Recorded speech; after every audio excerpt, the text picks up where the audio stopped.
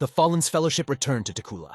First checking in with Halil Aziz, the lead recruiter of this region's branch of the Adventurers Guild. He thought you all were either fucked, dead, or ran away with your tails between your legs since it had been so long trying to resolve what seemed like a simple lost ostrich case.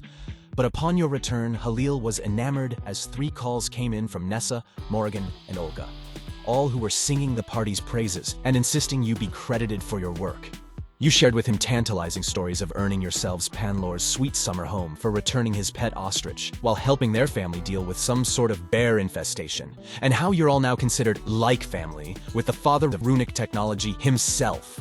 As for saving a lost disabled veteran who just happened to be on the way back, well, that was just the cherry on top.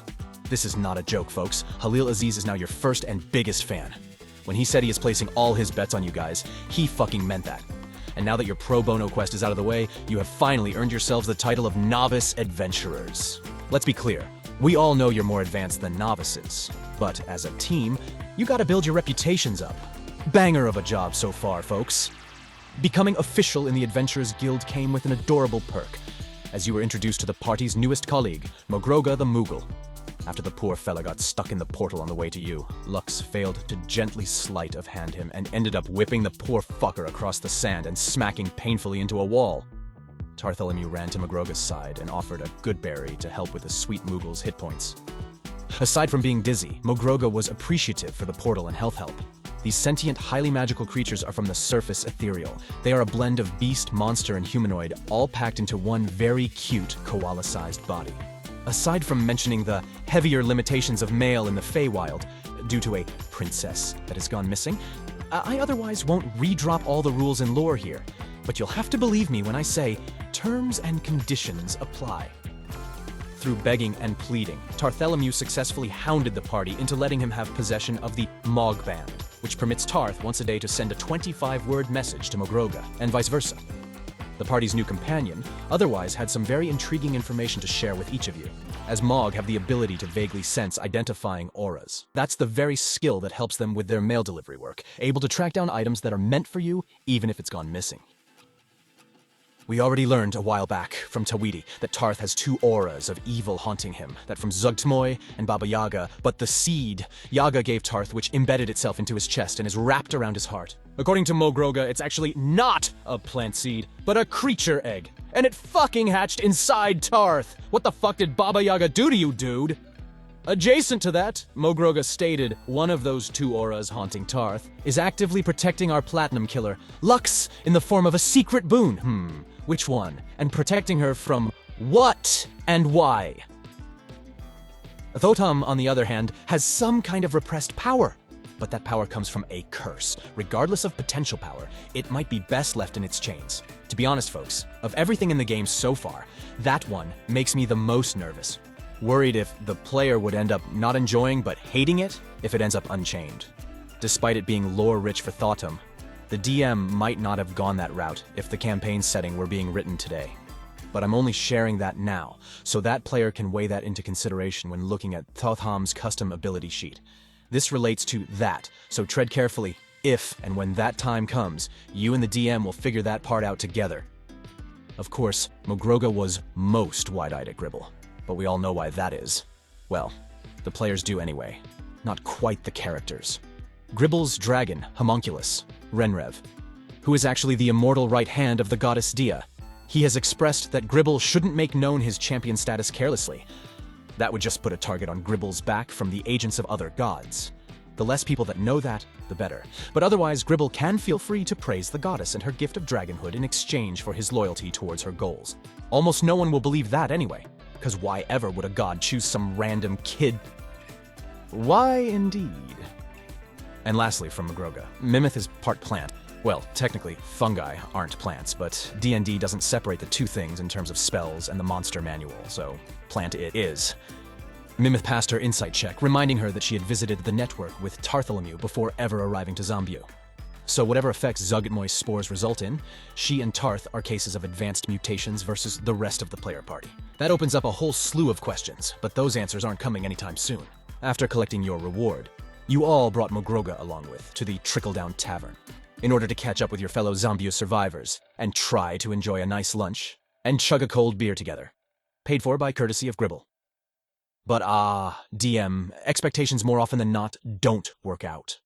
Just as your sorta cohorts descended hungrily down the stairs from their rooms, Tawidi and Cassius beamed brightly at the sight of the player party. Yet Moravi and Gorham wore nervous and cringing expressions as the room suddenly chilled a season's worth, the moment Eryxian's peppy smirk dropped to an icy gaze when unexpectedly locking eyes with Thotham. Gotta admit, I thought, after that whole heroic pep talk with suicidal brat Nolki, that Thotham would have cruised his way through this like smooth jazz. But nope! It became a shit show, as Thotham grumbled about Eryxian being a little bitch in earshot while holding firm on, "I was just being logical in the network," which essentially boiled down to, why not just shoot the child you're a guardian of without knowing the consequences so she doesn't have to suffer? And then later asking Eryxian if he was going to be useful, just after he became distraught while holding Tawidi's limp body from breaking his promise to her. Not that Thotham could see that. In his defense, it was magical darkness and might have responded differently if he did see that. But hey, who doesn't love a good dramatic misunderstanding? It's a good thing Lux was there, because Eryxian, who is totally like a wet cat with a fucking grudge, he was at least partially sated by Lux calling Thotham the bigger bitch, so he grit his teeth, but only for Lux's sake. Thotham, feeling the pressure, attempted a not-quite-us apology, stating something like, "Others seem to think I didn't compose myself well, so I guess I'm sorry since they feel that way." Oh dear, you might get away with that with someone extra sweet like Tawidi, but once you're in Eryxian's metaphorical trash can, good fucking luck, bud. That sank you deeper in the seas. In Thotham's defense, Eryxian is a salty son of a bitch. Intriguingly, both men here feel very justified in their angsts with one another. Both think the other's behavior was, and is, less excusable than their own. And both men seem to think the other needs to reflect and suck it up and/or be the bigger person. Personally, that's hilarious to me. The DM could not have pre-written flawed characters having an interactive conflict like this. It's horribly good, fantastically tense roleplay. Now these two are either destined to end up either killing or kissing each other. And I'm fucking all here for it. Everyone likes rival plots or enemies to lovers stories. I can't wait to see what this later rots or blooms into. Place your bets, folks! At that point, the DM figured there was no saving the vibes and might as well fucking drown in it. The Broody boy's bickerment sent Tawidi over the edge, causing her to finally confront Moravi about the last network scenario. Tawidi stating sweetly she knew from the bottom of her heart that Moravi meant well. But Tawidi hasn't been able to get over how Moravi secretly shot her in the damn head.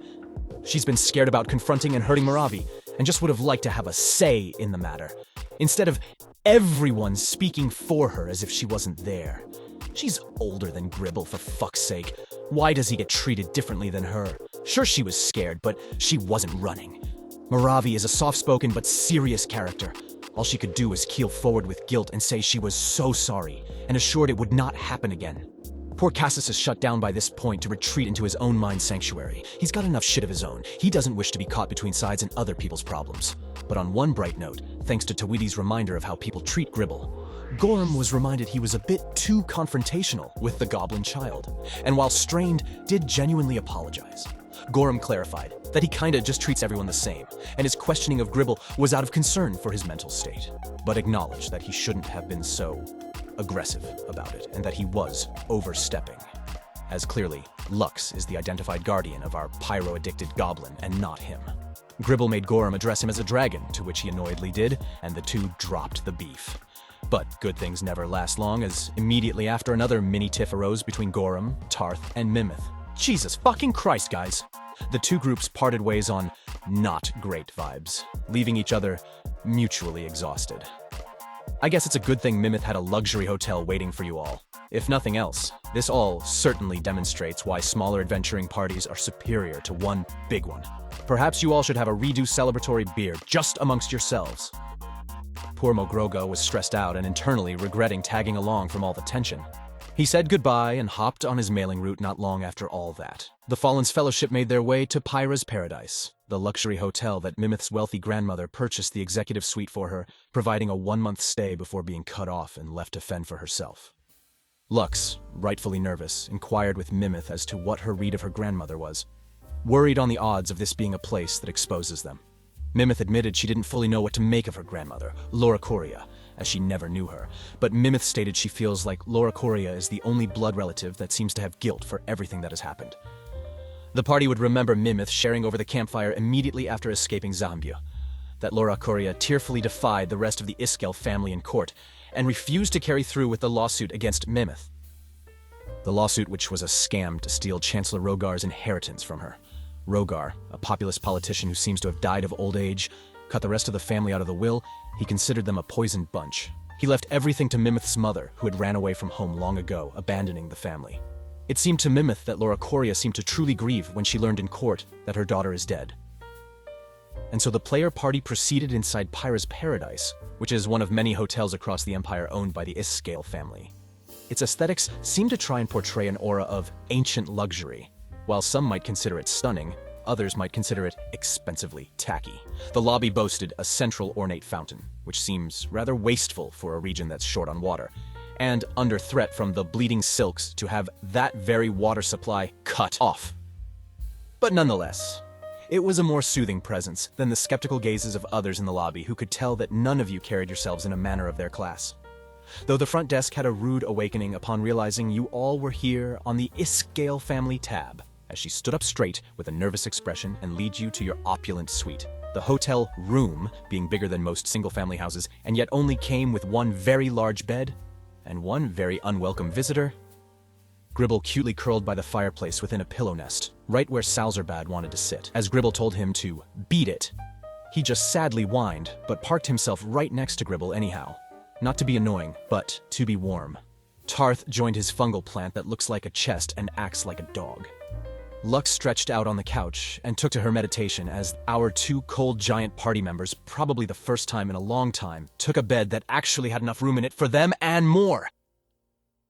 And as the party's snores rang out, Lux's meditation was disrupted by some unsavory suckling sounds. She peered her gaze over to the source by the bed. A scrawny but large and highly flexible monster was hunching over Mimith, trying to gently cocoon its four rotted arms around her, almost lovingly. All over its body was covered in eyes without eyelids, their collective gaze manically shifting from Mimith to Lux. This monster's lipless, toothy maw skulked sadly, as if it was impishly pleading with Lux to, "Please, just let me finish," as it started to slowly crone its neck and mouth toward Mimith's ear to suckle her rest. But Lux wasn't fucking having any more of this shit, whipping out her crossbow from beside the couch and sinking a shot right into its fucking neck as it screeched. Thankfully, that woke everyone in the party up, and we rolled into battle. Mimith quickly identified this monster as a restless. They are rare but known pests. Essentially this world's equivalent of a giant undead bedbug. They are only active at night, and can sense who is awake by the REM flicker of one's eyelids, and they prevent their victims from fully awakening by use of their numbing saliva while they slurp up the energy people gain from sleep. Yuck! The Restless can teleport to any location a creature it has siphoned from, has rested within the last 24 hours. People who die from a Restless have a 1 in 4 chance of turning into one. So whoever had this hotel room before you all was suffering, and they still are, because despite the high armor class, pretty much every one of you took fast and hard brutal hits into this motherfucker. Lux and Gribble bolting it into the wall like a crispy dartboard, Thotham bludgeoning its ribs, Tarth Quarter staffing it up the damn head while Mimith slashed into its filthy eyes, all of you successfully frightening it back into the surface ethereal. Between that and failing to siphon energy from anyone, that particular Restless won't be bothering you again. Lux marched down to the desk and voiced her disdain about the Restless. You all fought, demanding a refund this instant. Unfortunately, refunds can only go back to the person who paid. Nice try, though. With the creepy insomniac out of the way, and the party fed up with everything going wrong, Gribble headed out to the spa to treat himself. The nail techs were aghast at the goblin's filthy hands and steamed the hells out of them. But as the service went on, even they found enjoyment in Gribble's adorable excitement of fire, and were happy to paint blazing nails for him. Definitely a change of pace from the art they're usually requested to do for clientele around here. You all had your laundry done as well, your clothing now smelling of lavender. Each of you may be surprised at just how well they were at getting the blood of your enemies out of your garments. Tarthemelu headed out to help pick up temporary purple hair dye for Lux. Curiously, the white dye was out of stock. And then he made a pit stop of his own, seeking out a weaver he found, Sari's Silk Touch, owned by a non-magic wielding halfling woman named Sari Mo Estefe. Bartholomew shared he was hoping to offer labor in exchange of being able to rent a large loom to make a new cloak for his friend. Sari grimly chuckled. That she can't friggin' keep cloaks in stock herself. Ever since that platinum killer paper broke the news, a lot of youth are cynically copying the look. For better or worse, Lux is unwittingly the new girl boss, edgy teen icon. Tarth gave a nervous laugh while insisting his cloak project was different than that. In fact, ideally, it should look nothing like the wanted photo, wishing for it to exude more elegance while still being practical for late-night parkouring and such.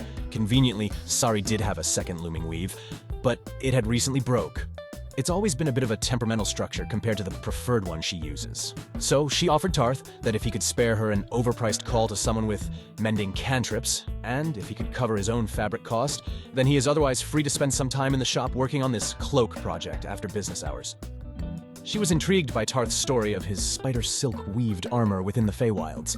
She's looking forward to your acquaintanceship. The next afternoon, the Fallen's Fellowship set out to start their next mission. Immediately, you were faced with a few oddities on the request sheet.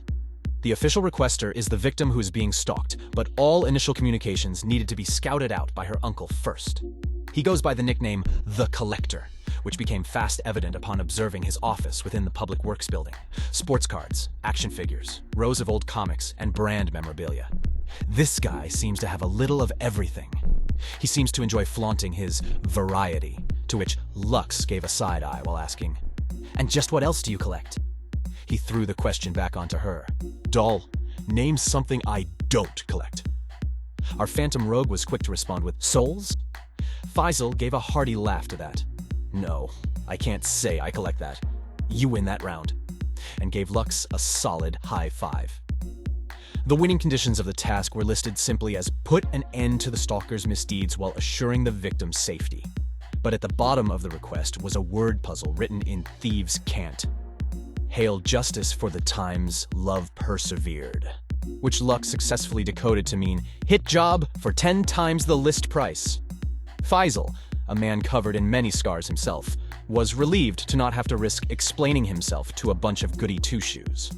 Now the Fallen's Fellowship is looking at a potential 200 gold reward, which is not enough for a hit job, and Uncle Faisal Chadi admitted as much. But he has a lot of debt, and it's only been getting worse trying to upgrade the security of his shared home with his niece. Likewise, because you guys are stuck in novice rank at the guild, this is the most money by far that's been offered to you. To be abundantly clear, you all would know that hit jobs are illegal for the Basic Adventurers Guild Board to post. When not relying on the criminal underbelly in the back of a dim-lit tavern, such requests typically need prior approval from the state and are only offered by fixers towards trusted groups who keep these kinds of tasks on the down low. If you end up going forward with killing in this job, you're smart enough to know you will need to make it look like an accident. Necessary self-defense or something entirely hands-off from you. Likewise, you won't fail the mission by not killing the culprit. And per usual, the team was divided in the same fashion. Lux and Gribble see dollar signs. Tarth and Mimith aren't against it, but would like to keep the stalker alive for questioning first, so they can decide if that's the best option. Thawthum just stated they should just see how it all lands and worry about that part when the time comes. Catching the stalker is the priority. The last catch of the hit job, though, and seems to be why Faisal needed to speak with you separately from his suffering niece, Farah Chati. She is not aware he made this a hit job. He's a municipal employee. He doesn't want to be clinking drinks with the criminal underbelly. And while he isn't sure himself how Farah would feel about a hit job to take out her stalker, he'd rather her not have to be burdened with the idea of being complicit in a dirty job. She already has too much stress, Faisal describes his niece as a kind and gentle soul. He said there's no bias, it's all fact. She's a beautiful 17-year-old studying medicine, but she's had a hard life that has left her shaken like a leaf, and a bit paranoid. He asks that you take that into consideration, and that for her own good, don't let her get worked up and spiraling. When asked by the party if she has any enemies, Faisal strongly assured Farah has done nothing wrong, and should not have any enemies. Farah is too goodly for her own good. She'd take the shirt off her back for almost anyone. Faisal believes the stalker must be enamored with her stunning looks, stating he's used to catching people gawking at her. He doesn't care much that people look so long as they don't touch, and stalking is coming dangerously close to crossing that fucking line. This has been an almost 5-month-long grievance that has spiraled her mental health down. So he wants this fucker dead so Farah can go back to her unrestrained self, without any fear of her stalker being set free to return and haunt her. The identity of the stalker is unknown. Their face is always covered up. They are small, so must be a goblin, gnome, or dwarf. Faisal describes them being fast, slippery, and fucked in the head. The stalker leaves small dead animals around the property and successfully broke in once while neither of them were home. A neighbor that they paid to house sit caught the stalker trying to break into Farah's bedroom late at night and chased them but couldn't catch them. They wore full rogue gear. After that incident, Faisal updated the security of the building. The stalker has a pattern. They will arrive exclusively at night after 10 p.m. They seem to greatly prefer Seder days over any other day of the week, but could show up any day. They show up no more than twice in a given week while trying to break in any entrance they can fucking find or throwing rocks through poor Farah's window on the second floor. Faisal managed to sink a bullet into them once, but even wounded they were still too fast. Lastly, Faisal stated your timing was shit. He has to head to Zerorix for some business and won't be back for 5 or 6 days. So he won't be able to help you all in this endeavor unless it's still a problem by the time he gets back. Farah has a sending stone, though she can reach him at, in case of an emergency. He gave you all his and Farah's address in District 4, across from Palm Park, and wished you all happy hunting. But knowing your guys' luck, who the hell knows what's awaiting you in this mess? But hey, by this point, there's comfort in familiarity, right? Good luck.